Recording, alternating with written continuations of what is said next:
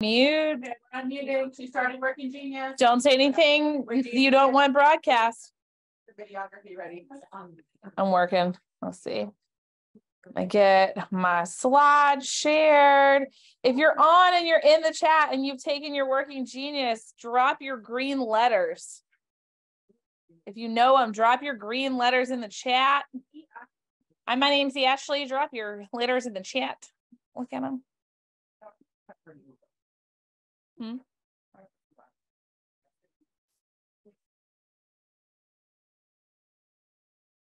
Everybody in this room have your letters? Yes, I can't wait to learn all your letters. We're friends and now we'll learn our letters.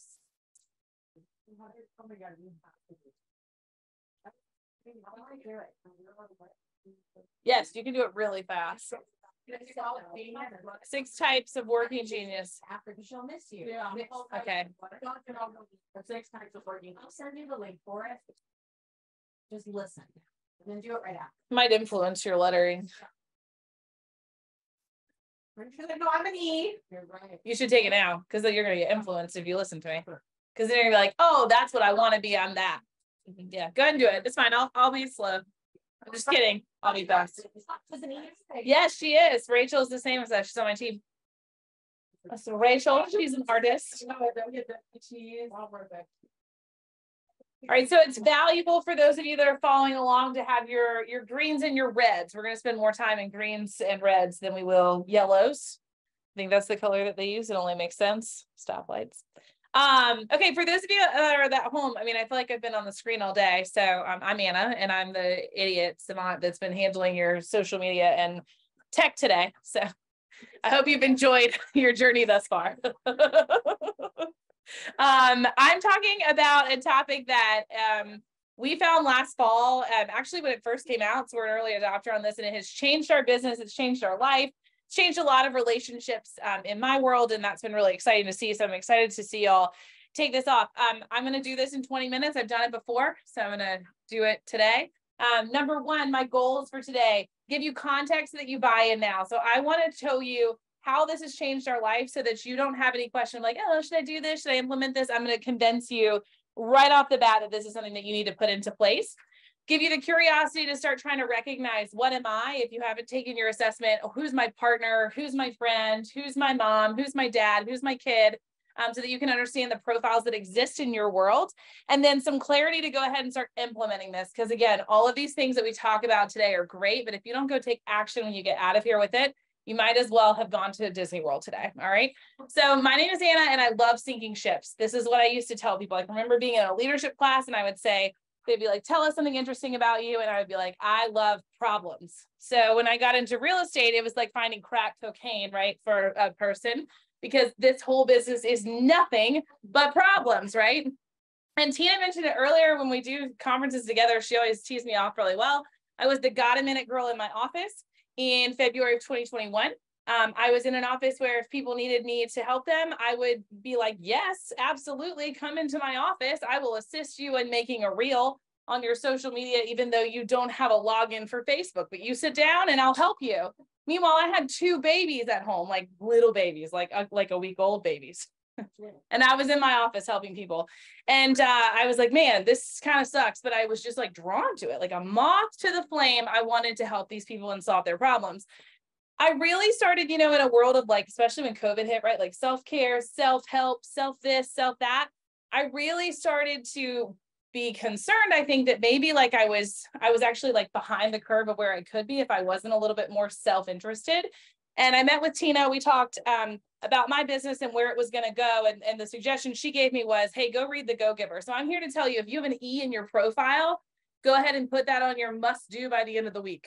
Get The Go-Giver and give it a read. Everyone should read it, but I think E's especially, it's really helpful to listen and hear. So I read The Go-Giver, and for the first time, I realized that because I was that way, that moth to the flame, the problem solver, like I was successful because of it, not in spite of it, which was really, really great. But the only thing that was still missing was, well, why am I that way and my husband is not? And I do realize we are live streaming today, so maybe I'll walk this a little softer than I normally do.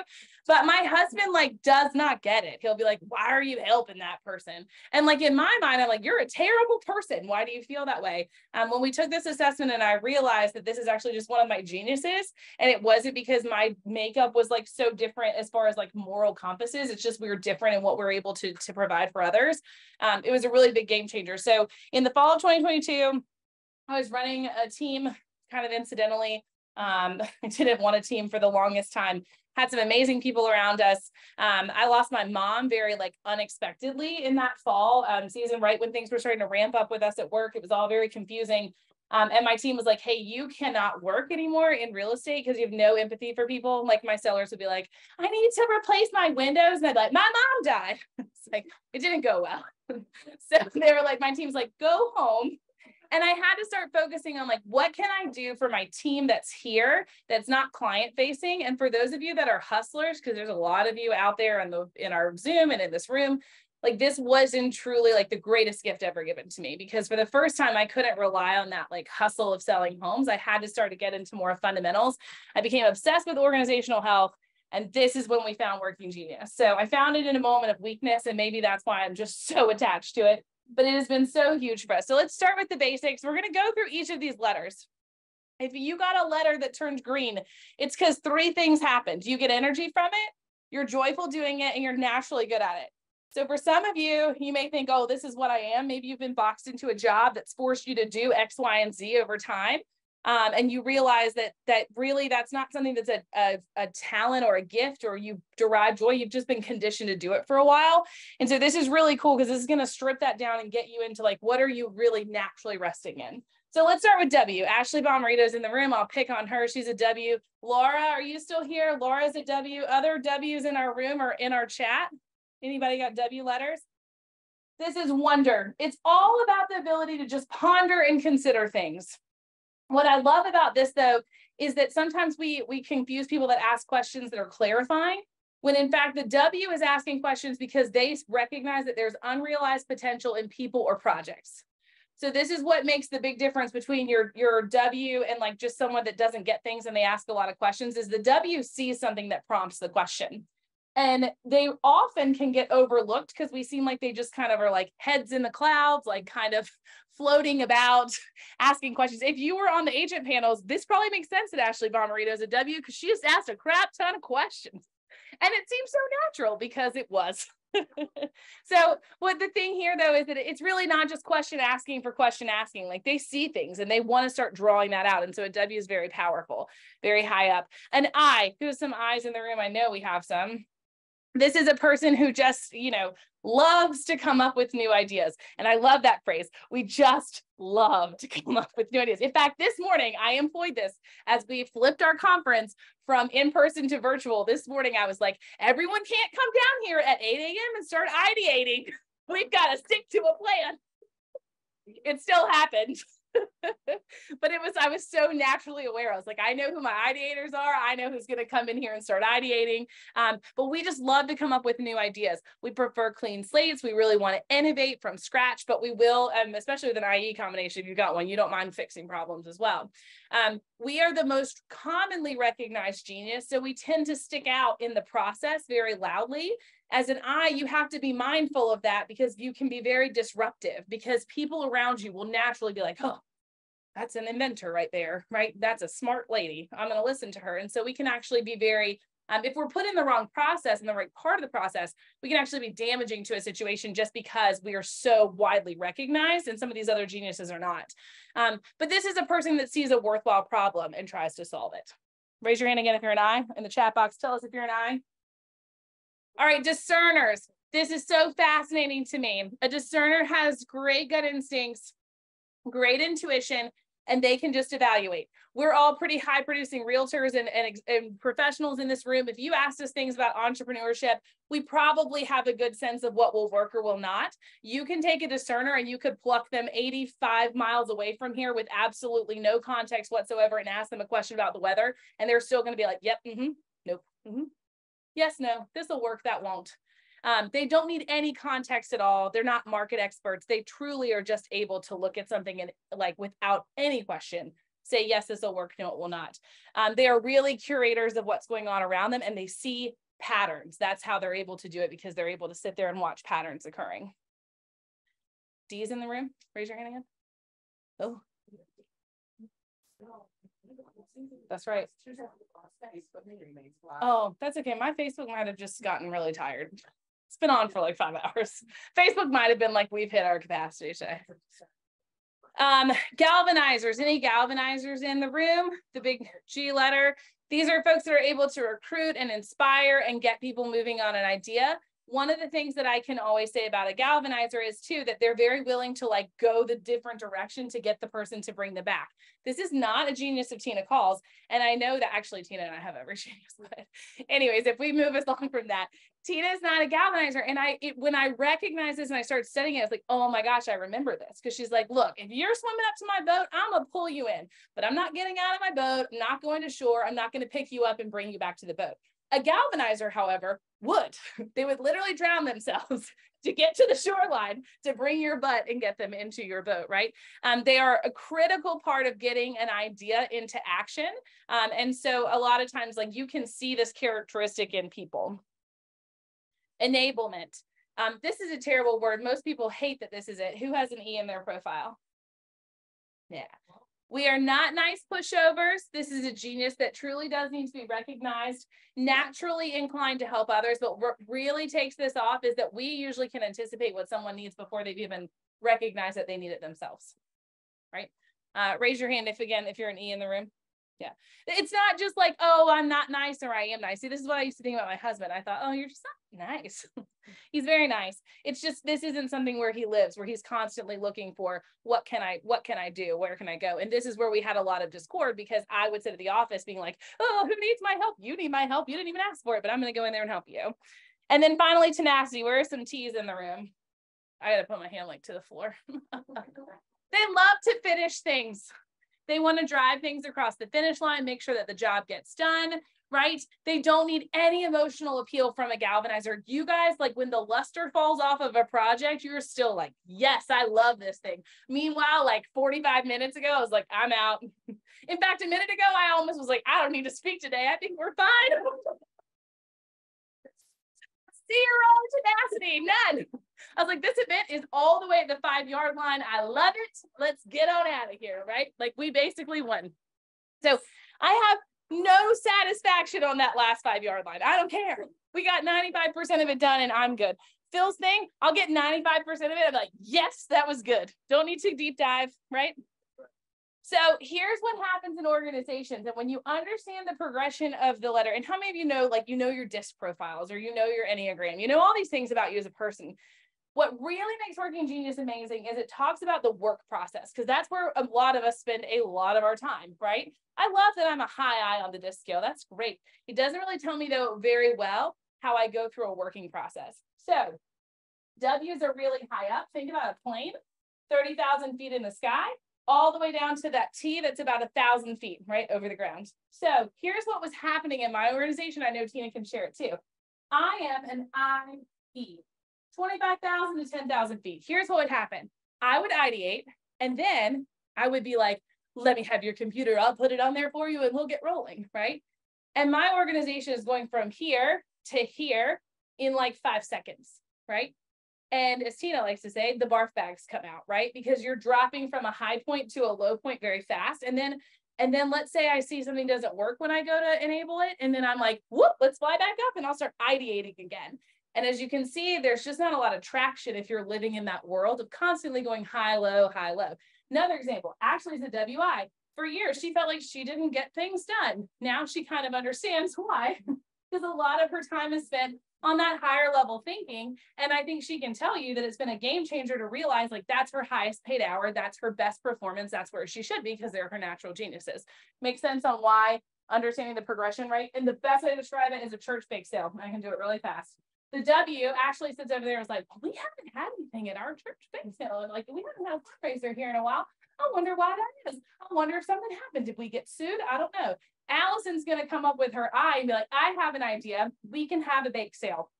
On top of that, we're going to have 18 bouncy castles. We're going to do a 5K in the downtown. We're going to shut all of Charleston down in the middle of the hurricane, and we're going to do a 5K run. Tina's D comes out and is like, nah, that's probably not going to work.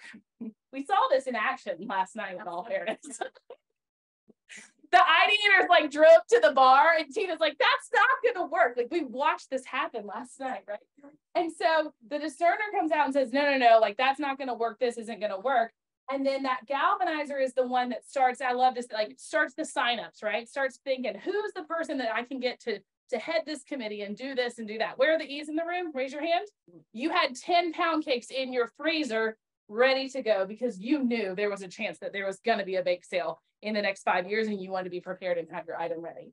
And then the T's, y'all are the ones that put it in the church bulletin. You did a whole thing when the project was over. You figured out how much money you raised. You did the spreadsheets. You got everything closed out. You sent the thank you notes, and then we ended the process. Does that make sense? From W all the way down to T. And that's why understanding the order is so expensive, or is so important. The disruptor here is when you get down here, you have these people, and the I starts coming out, you start jumping back and forth between levels. And that's where we don't get any traction in our organizations. All right, so let's talk about our parents. I'm gonna talk so fast when we get through this. Ashley is our celebrity WI, passionate idealist with an endless stream of big questions and ideas to consider. Very comfortable with their heads in the clouds. Very comfortable. Any WDs? I'm gonna go off the room, chat so you guys can listen too. WDs are thoughtful, insightful, and nuanced advisors, slow to declare certainty, but deep in wisdom, intuition, and rationale. How about a WG? Do I have a WG there? WGs? Excitable, curious, enthusiastic proponent of ideas and people, unique combination of eagerness and caution. This doesn't sound like me at all. Loyal. WEs? Any WEs? A loyal, modest, and thoughtful contributor, carefully considers others' needs and reluctant to demand attention. Now we get to my favorite combination, which is a WT. Laura Masters, who's here, is one. These are my working frustrations, and I think for my whole life, I've been actually drawn to WTs, and I didn't know it. It's like I meet a WT, I'm like, I love you. It happens immediately. A thoughtful, a thorough, practical, and careful contributor, a unique combination of steady reliability and quiet depth. And I think what's really amazing about this is like you guys can exist in like two totally different places all the time. Tina's an ID, creative, intuitive, and confident generator of new ideas, uses instinct and integrative thinking to solve problems. Actually, the creator of Working Genius, Pat Lencioni, is also an ID. And what's really cool about Tina is she can discern her own ideas. And before they recognize this in her organization, that looked like insanity because she come up with an idea, discern it, pick it apart, and people thought, why are you doing this? You just came up with this idea, right? An IG, there's got to be some IGs in the space. I feel like there's always one. You might be. An IG is an excitable, convincing generator and promoter of new ideas, combines curiosity and confidence with infectious enthusiasm. Allison and I have the exact same Working Genius profile, like same everything. Unique combination of creativity and flexibility, generates new ideas in response to the needs of others. And this is where I now replace that sentence of I like sinking ships, which sounded terrible, to I'm actually just a creative and flexible problem solver, which, you know, works really well in my marketing, especially as a real estate agent. Just why I went to bed last night and let you guys talk. That's right. You did. IT, is there you're an IT, a precise, reliable, and planful solver of problems, unique combination of innovative thinking and practical implementation. DGs in the room, instinctive, confident decision makers, able to assess situations quickly, accurately, and marshal people to act. My director of operations is a DG. Marshal is the right word. Right word. Discernment and enablement, any DEs in the room. Yep.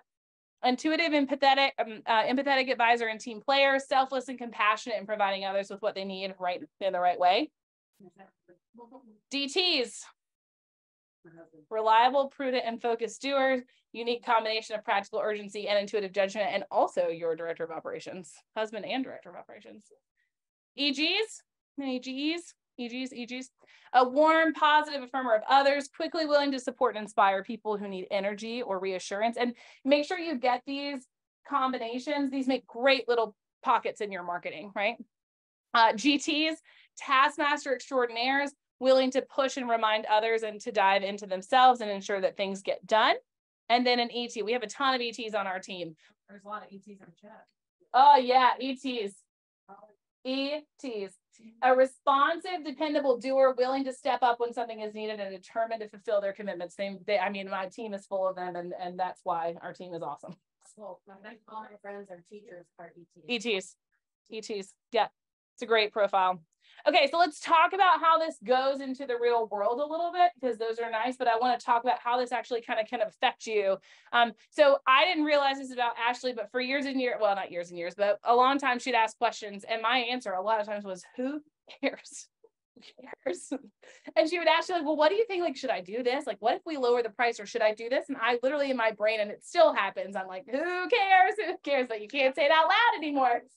Because the genius of wonder craves consideration, and they are absolutely crushed by that phrase, who cares? So if you have a W in your world and they're asking you a lot of questions, I'm so sorry, even if it's a frustration, it's my like biggest frustration. I have to just kind of sit, grin, bear it, and answer the questions until I get distracted by scrolling on social media and then you hang up on me.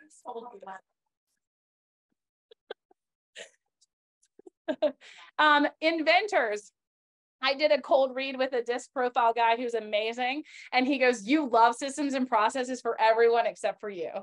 I was like, that is exactly right. He got that off of like 4 sentences listening to me talk. He pegged me in 5 seconds. And it's true. I'm pushing our team constantly. I'm like, here's the deal. You guys need this, this, this, this, and this. And then you know who's not using them?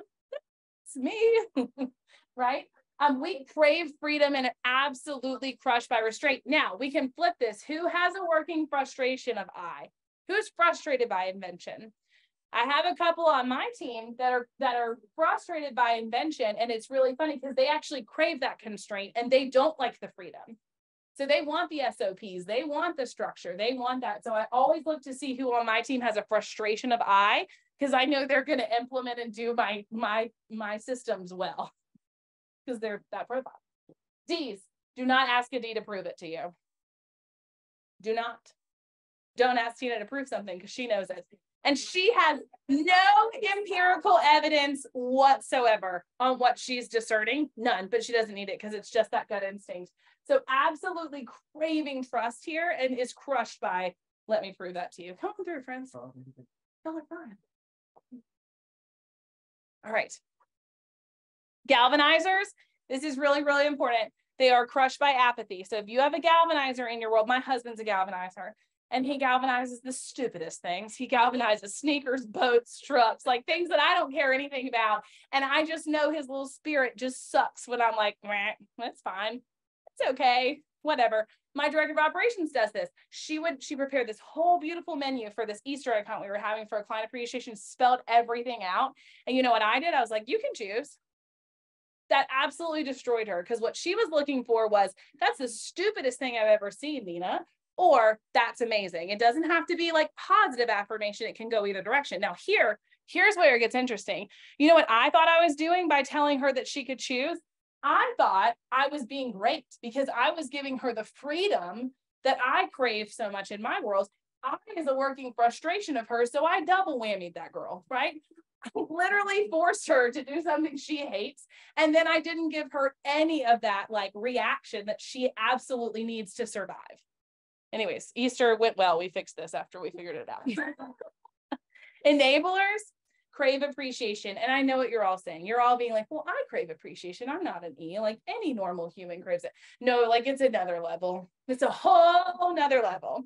I talk about the dishwasher when I talk about this because it's like my greatest thing. It's like, I actually don't want Robbie to deal with the dishwasher. I would rather do it. Then I know it's going to be done correctly. I'll put everything back where it's supposed to go.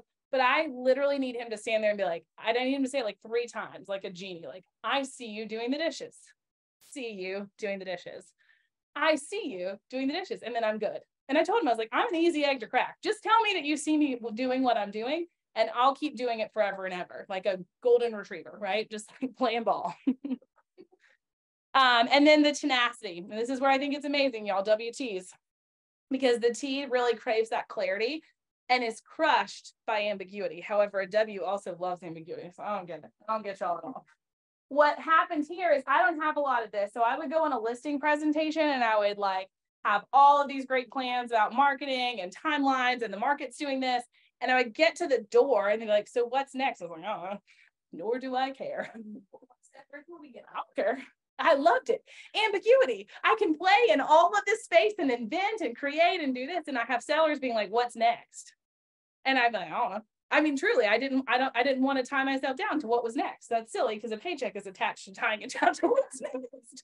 But I didn't want to. I wanted to just keep living in that play space so I could keep inventing, right? Inventing price, that inventing strategy. And so what really I think has made this powerful for our team is, and that's why I love those craves and crushes, is if you understand what your geniuses are, I think it's fantastic. I think on a team building basis, understanding what really doesn't do things for others and where people really aren't suited to get their best, highest paid dollar done is like the most powerful thing. And it allows us to operate very well on our team because I kind of know like where expectations should be on certain things. So here's some clarity to implement. Number one, I have a team. We literally broke out into our Slack channel. We have like our discerners, galvanizers. If I have a document that needs edited, I drop it in there because those discerners love a red pen. They love one. Katie loves it. She just mark it all up. We did a buddy system for Q4 because that was one of the things that came out from our team that they were looking for, like a one-on-one system. And we literally took our working genius maps and we're like, okay, who can help one another here? We're not going to put two people with the same frustrations together. We're not going to mismatch geniuses. And so we used it to actually create systems. Katie was on earlier, and I love to share this story. Katie's a DT with a working frustration of W and I. No, I and G, I'm sorry. And I'm an IE with a working frustration of WT. When we was just the two of us, I literally like would come up with an idea and Katie would be like, nope. And I come up with another idea and she's like, nah, that's not going to work. That might work. And I remember thinking, why is this girl being such a bitch to me? That's it. That was the only way to describe what was happening. And I literally like would sit there and dread bringing her something because I knew it was like a cat was going to just like rip it apart. And in my mind, I'm thinking, well, gosh, like, why don't you come up with any ideas? You know, like I'm sitting here like, it's like when you say, hey, what do you want for dinner? And you're like, I don't know. What do you want? Or no, I don't want that, but I don't know what I want. It was so frustrating to me. And so what I didn't realize until we took this assessment was that like Katie wasn't actually like tearing anything apart. She was just discerning. And she could not shut it off because it was a genius. She could probably not filter. She was busting at the seams to get that information out to me. And now I have to consciously, right, not look at her when we like launch something or talk about something in our team settings. And she, like Laura can tell you, like, she's like, stop looking at me. But I study her when I say things because I actually now want to know, what do I see? Like, is she like receiving this well? Is it going poorly? So we had a working relationship that was almost like done, right? To a place where I literally focus in on her to try to figure out, what do you think about this? And it took that relationship and just like 360'd it, you know? And I realized that my husband and I both have working frustrations of tea. Like, and I'm sitting here being like, why can't you get this done? And he's like, why can't you get this done? You know? And I'm like, well, I'm busy, or I'm, you know, like whatever. Like, no, like we just don't, neither of us find joy in finishing that project. And we've had to learn that about each other. And so when you start to understand, I think that's why like really shining a light on those frustrations can really change relationships. And I'm here to say, like, seriously, everyone in your world, get them to take this. I hope we see it roll out into schools. Like, I hope it's helping kids make career decisions. I think that there's so much happiness to unlock in this system. And I think there's a lot of, you know, just knowing like, where should I spend my time? It validates a lot of like, I used to think I got to do these things. I got to build these little, you know, drip campaigns out. I got to dot all my T, like, you know, whatever. I can't even say that phrase correctly because I hate tenacity so much, right? But like, I now know, like, no, that's not my highest paid hour. Don't let me live in that world, right? Let me do it if it has to be done, but let me live higher in the process because that's where my organization is going to, you know, benefit from. So take the assessment, live by it. It's the best thing ever. That's it.